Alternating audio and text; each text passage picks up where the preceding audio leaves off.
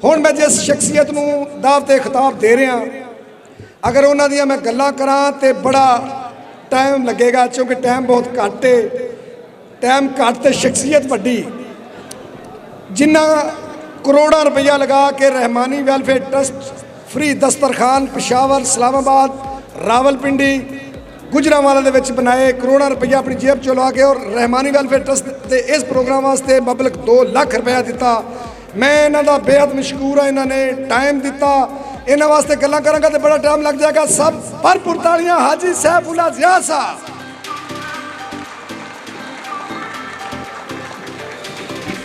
बिस्मिल्लाहिर्रहमानिर्रहीम। दुनिया में इंसान को 2 किस्म के खौफ ज़्यादा होते हैं। जो सबसे ज़्यादा दुनिया में बुराई है ना, वो खौफ की बुराई है। और एक खौफ जो आप हर बंदे को होता है कि मेरे साथ धोखा ना हो जाए, मेरे साथ धोखा ना हो जाए किसी भी कारोबार में, घर में, बाहर, शादी, कारोबार। अभी आप जो अल्लाह का नाम लेकर काम कर रहे हैं, मेरे साथ धोखा ना हो जाए, इसका हर बंदे को हर टाइम वक्त डर रहता है। मैं आपको 2 मिसालें दूंगा और बात पूरी हो जाएगी, समझने की कोशिश करना। रहमानी वेलफेयर ट्रस्ट जब बनाया गया, बुनियाद रखी गई, अल्लाह ताला ने मेरे ज़हन में डाला, तो तारक साहब, मैं और असगर साहब और सेठ खालिद साहब ने 4 दिन बैठकर एक चीज़ सोची। सबसे पहली कि हमारी वजह से, हमारी ज़ात से किसी को फ़ायदा पहुँचे, उसको नुकसान ना पहुँचे, और हम अल्लाह के फजलो करम से ज़िंदगी में कभी किसी को धोखा ना दे सकें। अगर आप सामने रहमानी वेलफेयर ट्रस्ट लिखा हुआ देखें, इसकी कलर स्कीम, इसकी जो कलर स्कीम है, आज तक किसी ने गौर नहीं किया होगा कि ये क्या रहमानी वेलफेयर ट्रस्ट है। और मेरा असगर साहब के साथ, और अब समझ गए हैं सारे कि जब भी रहमानी वेलफेयर ट्रस्ट का नाम लिखा जाए तो इस तरीके से लिखा जाए, इसका बाकायदा मतलब है, बाकायदा मकसद है। जब दोबारा मौका मिला बताऊंगा। नंबर 1। नंबर 2, कुछ दोस्त थे कोपेमा पहाड़ पर चढ़ने वाले, उन्होंने प्रोग्राम बनाया कि हमने वो पहाड़ चढ़ना है। तैयारी हो गई, पिछला टाइम हो गया। उनमें एक जवान जो था वो ज़्यादा जाला था, ज़्यादा दिलेर था, उनका वो हीरो था। उसने कहा कि मैं अभी जा रहा हूँ। उसको सब ने रोका कि रात हो रही है, आप ना जाएं। लेकिन वो बेज़िद था, वो पहाड़ की चोटी पर चढ़ने के लिए चला गया। जब वहाँ गया तो रात हो गई, तूफ़ान आ गया, बर्फ़बारी हो गई, अंधेरा हो गया। तो वो अल्लाह को नहीं मानता था। उसने दिल में दुआ मांगी कि या अल्लाह, अगर तू है, मैं आपको मान जाऊंगा अगर मैं यहाँ से बच गया। अभी ये सोच रहा था कि उसका पाँव फिसला और जो उन्होंने रस्सा डाला हुआ था उसकी कमर के साथ वो नीचे लटक गया पहाड़ी के इस तरह करके। अब उसने फौरी तौर पर दुआ मांगी, या अल्लाह, अगर मैं यहाँ से बच गया तो मैं अपना अकीदा भी छोड़ दूँगा जो मेरा गलत अकीदा है, और मैं आपको मान भी जाऊँगा। जब उसके दिल से ये दुआ निकली तो उसको आवाज़ आई कि आप रस्सी छोड़ दें, आप बच जाएंगे। रहमानी वेलफेयर ट्रस्ट वालों, जो सदर, सेक्रेटरी और जो काम कर रहे हैं, मेरी इस बात पर गौर करना, हमारे साथ हो क्या रहा है। इंसान में 2 किस्म की एनर्जी होती है, एक पॉजिटिव, एक नेगेटिव, एक मुस्बत, एक मनफी। जो अच्छी एनर्जी होती है वो आगे ले जाती है, जो मनफी एनर्जी होती है वो नीचे लाती है। आप जब काम शुरू करते हैं, हमने काम शुरू किया हुआ है, अल्लाह के फजल से जब हमारी उड़ान का ऐसा वक्त आता है तो हमें नेगेटिव एनर्जी वाले जो हैं वो सोशल मीडिया पर बेहिसाब किस्म की बातें कर देते हैं। सबसे पहले आप जो मेरे भाई बैठे हुए हैं, इस चीज़ को क्लियर करें अपने दिल के साथ अभी किसी को अगर कोई है मसला तो वो मुझे, तारक साहब को, असगर साहब को, सबके सामने बता दे, क्या रहमानी वेलफेयर ट्रस्ट ने किसी को धोखा दिया, या हम आपके साथ जो काम आप कर रहे हैं।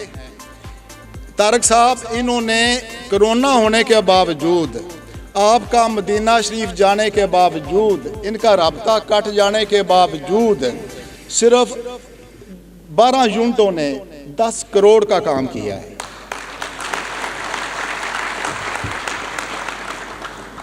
मतलब एक हमारा ख्याल था कि हमारे यूनिट बिल्कुल डेड हो गए हैं, लेकिन देखें आप लोगों के अंदर कितनी हिम्मत है कि 10 करोड़ का नाम लेना आसान है, जिसमें 2-2 करोड़ वाले भी हैं, जिसमें जाम के चीमा साहब से आगे है। तो उस बंदे का जब रस्सी लटक गई तो उसको आवाज़ आई कि आप रस्सी छोड़ दें, आप बच जाएंगे। उसने सोचा कि अल्लाह की आवाज़ कैसे आ सकती है इतनी जल्दी मुझे, मैं तो अल्लाह को मानते नहीं हूँ। तो उसने दोबारा फिर दुआ मांगी कि अल्लाह तो वाकई है तो मुझे यहाँ से बचा ले। उसको फिर आवाज़ आई कि रस्सी छोड़ दे, तुम बच जाओगे। उसने रस्सी फिर नहीं छोड़ी। उसने 3 दफ़ा इस तरह किया, उसको 3 दफ़ा आवाज़ आई कि रस्सी छोड़ दो, तुम बच जाओगे। अभी आप जो ट्रस्ट वाले हैं, सारे काम करने वाले, अभी गौर करना मैं क्या कहता हूँ कि जब उसने नहीं छोड़ी रस्सी तो रात गुजर गई, तूफ़ान ज़्यादा आया। सुबह जब उसके दोस्त उसको तलाश करने गए तो वो रस्सी के साथ मरा हुआ लटका हुआ था। जब उन्होंने देखा जाकर तो सिर्फ रस्सी के नीचे और उसके पाँव के नीचे सिर्फ 4 फुट जगह थी। समझ आई कि नहीं आई? यानी कि वो अगर रस्सी छोड़ देता तो वो बच जाता। लेकिन आपके साथ क्या हो रहा है कि आप काम करते करते ऊपर जा रहे होते हैं, और प्रोजेक्ट और काम और नेकी का काम और नेकी का काम, आपको उधर से लोग पड़ जाते हैं सोशल मीडिया पर, और आप बिल्कुल 4 फुट के फासले पर होते हैं कामयाबी में और आप बैठ जाते हैं। समझ आई कि नहीं आई? गौर करना है इस पर। आगे एक और मिसाल देता हूँ। एक प्रोफेसर है यूके का, उसने एक तजर्बा किया। अपनी क्लासरूम में आया, 100 लड़के बैठे हुए थे। उसने 100 के 100 को सब टॉफ़ियाँ दे दी। वो फोम वाली टॉफ़ी बड़ी खूबसूरत होती है, ऐसे गोल से। उसने कहा कि 10 मिनट तक किसी ने ये टॉफ़ी नहीं खानी। जो टॉफ़ी 10 मिनट तक नहीं खाएगा उसको मैं एक एक टॉफ़ी और इनाम दूंगा। उसने ये काम किया और बाकी टीचरों की ड्यूटी लगाई कि आप इनकी निगरानी करें। आप क्लास से बाहर चला गया। जब बाहर चला गया, जब 2-4 मिनट गुजरे और बिल्कुल जिस तरह अभी हाल में खामोशी हो गई, एक बच्चे ने हिम्मत करके एक टॉफ़ी खा ली। उसको देखकर 6 लड़कों ने, बच्चों ने और टॉफ़ी खा ली। 82 लड़के ऐसे थे कि जिन्होंने टॉफ़ी पर डिस्कशन शुरू कर दी कि एक कहता मेरी टॉफ़ी अच्छी है, दूसरा कहता मेरी बड़ी टॉफ़ी है, दूसरा कहता मेरे रंग कलर अच्छा है, ये टॉफ़ी मेरी बड़ा मज़ेदार है। इस पर वो 10 मिनट बहस करते रहे। कोई 11 लड़के ऐसे थे जिन्होंने टॉफ़ी को देखा ही नहीं, एक तरफ रखा और अपने बाकी काम में लगे रहे और डिस्कशन करते रहे। उन्होंने टॉफ़ी डिस्कस नहीं की। उस्ताद वापस आया, उसको जब ये रिज़ल्ट मिला जो मैंने आपको बताया है, तो उसने रिज़ल्ट नोट किया और जिन बच्चों ने टॉफ़ी नहीं खाई थी उनको एक एक को टॉफ़ी और दे दी और छुट्टी हो गई, सारे बच्चे चले गए। आप रहमानी वेलफेयर ट्रस्ट वाले क्या कर रहे हैं? अपनी गौर करना। मैं हर एक से जो भी ट्रस्ट के लिए काम कर रहा है अल्लाह वास्ते और अल्लाह के लिए कर रहा है, उनसे मुखातब हूँ। तो जब चले गए तो उस उस्ताद ने ये रिसर्च ऑन, तो आपको मैं भेज सकता हूँ, ये रिसर्च बाकायदा जेन्युइन रिसर्च हुई है। 30 साल बाद डाटा इकट्ठा किया उन 100 बच्चों का कि वो कहाँ कहाँ हैं। जिन बच्चों ने 7 बच्चों ने टॉफ़ी खा ली थी वो मुआशरे में जलील हो रहे थे। कोई नशई था तो कोई गरीब था और कोई टायर पंचर लगा रहा था, कोई कुछ कर रहा था। जिन 82 बच्चों ने टॉफ़ी पर डिस्कशन की थी वो नॉर्मल लाइफ गुजार रहे थे जिस तरह हम और आप सारे लोग गुजार रहे हैं, बस ठीक है जी लाइफ है। जो 11 बच्चे थे जिन्होंने टॉफ़ी की तरफ गौर ही नहीं किया था, उनके साथ क्या हुआ ये बताता हूँ। इस प्रोग्राम को ऑर्गेनाइज करने में जिस बंदे ने दिन रात एक की, पहले हम प्रोग्राम कराते रहे, इसी हाल में प्रोग्राम कराया, रावलपिंडी कराया, इस्लामाबाद कराया, गुजरांवाला कराया, तो हम सारे 5-10 दोस्त मिलकर ऑर्गेनाइज करते थे। इस दफ़ा इस असगर पहलवान अकेले ने सारा कुछ किया है।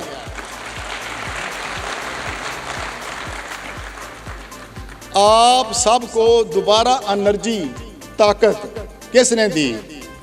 आप सारे बिल्कुल सोशल मीडिया पर बातें सुन कर कुछ मायूस थे, लेकिन तारक साहब के आते ही वो आपके घर घर गए हैं और आपको जाकर फिर एनर्जी और ताकत दी है, जो पहली मैंने बात की है, और आप यहाँ पर पहुँचे हैं। जब अल्लाह ताला ने ये सारा कुछ आपको दिया तो हम एक काम और नहीं करते। कुरान मजीद में है कि आप सब्र करें और यकीन रखें, सब्र करें और यकीन रखें। उन बच्चों ने सब्र नहीं किया, टॉफ़ी खा ली। जिन बच्चों ने सब्र किया वो सारे के सारे कामयाब थे, 11 के 11 बिजनेसमैन, जो डॉक्टर थे डॉक्टर, जो फ़ौज में थे फ़ौज में, सारे बड़े से बड़े बंदे बने थे जिन्होंने टॉफ़ी को ख्याल नहीं किया। उनको सब्र भी आ गया और उनको यकीन भी था कि हम इंशाल्लाह कामयाब, टॉफ़ी के बगैर भी हम मतलब ना खाएंगे तो हमारा गुजारा हो जाएगा। आपके साथ ये हो रहा है।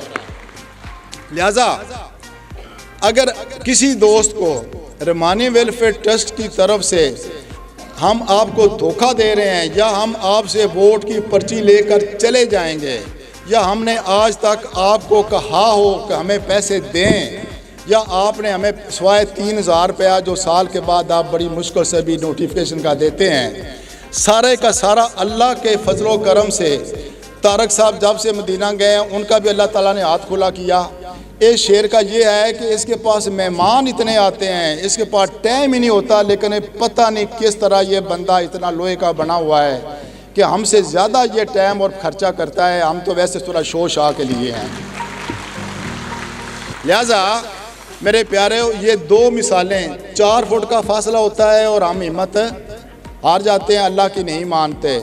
और फिर दूसरा वो टॉफ़ी वाली मिसाल कि हम फटाफट खाने की करते हैं, खा जाएं, तो इसके लिए टाइम चाहिए। थोड़ी को ज़्यादा समझना। मेरी तरफ से सब शहरों को बड़ा मज़ा आया। असगर पहलवान आपका बहुत शुक्रिया, आपने रहमानी वेलफेयर ट्रस्ट को, जान कश्मीरी साहब आपका बहुत शुक्रिया कि आप लोगों ने हमारे साथ कमाल किया। आखिरी बात ऐसे ख्याल आ गई है सिर्फ आप लोगों को हौसला देने के लिए। इस्लामाबाद रावलपिंडी में मेरे पास 400 ख़ानदान है। रात को हम खाना इकट्ठा करते हैं, जो रेस्टोरेंटों पर बच जाता है हम बर्तन रखते हैं रेस्टोरेंट पर, वो बर्तन रखते हैं हमारे पास। हमने उनके घर चेक किए, उनके शनाख्ती कार्ड लिखे हुए हैं, टेलीफोन नंबर लिखे हुए हैं। रात को हम खाना लाकर फ्रीज़र में रख देते हैं, उनके बर्तनों में डालकर।